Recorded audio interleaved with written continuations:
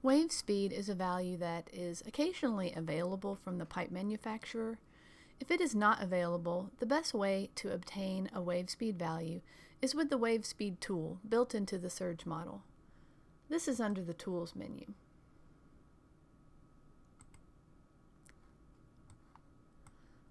Select the units, the liquid in the piping system, and the pipe material from these lists. Then enter the pipe internal diameter and the wall thickness, and select a pipe restrainment. Buried pipe falls under this option, which is that the pipeline is anchored against longitudinal movement. Now click Compute. For our model, which is in English units, we have crude oil in our piping system.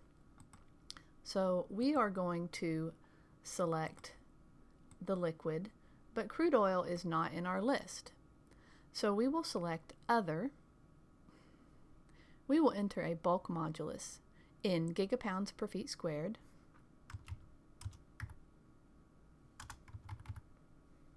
and a mass density in slugs per feet cubed. Our pipe material is mild steel, which is in the list, and we'll enter an internal diameter, 18 inches, and a wall thickness of 1 inch, and our pipe is anchored or buried. We'll click Compute, and we have a new wave speed. If you happen to have a composite material, such as glass-lined steel pipe, you can check the composite material box, select the first material, such as stainless steel, then enter the Young's modulus for the second material, as well as the thickness of each material, and you'll be given a combined composite modulus. In the pipe type table, we could enter our new wave speed in the wave speed column. Our value was 4590.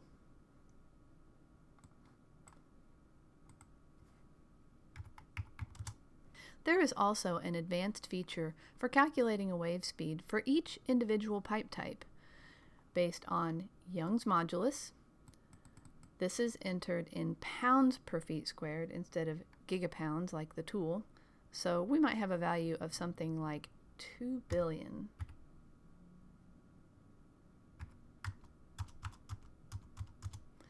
We will also need a pipe thickness and a restraint coefficient. We're going to use 0.91. A restraint coefficient describes the pipe restrainment as we defined in the tool.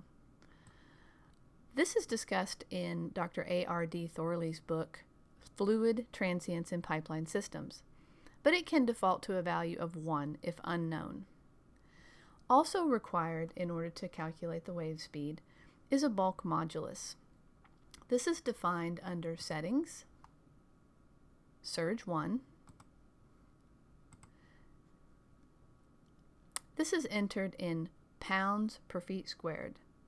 We will enter a value of 40 million.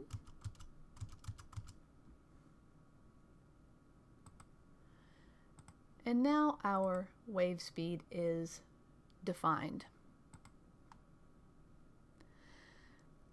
We can see the calculated wave speed, but if we would prefer to use the directly input wave speed, we can select the option between the two, for which is applied to our analysis here under wave speed at the top of the pipe type window.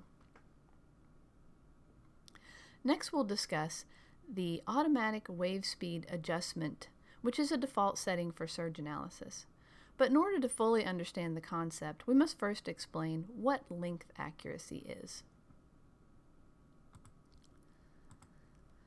Length accuracy, under Settings, Edit System Data, defaults to 10 feet for English units and 3 meters for SI units, and it represents the maximum difference between the actual pipe lengths and the ones chosen for the model analysis.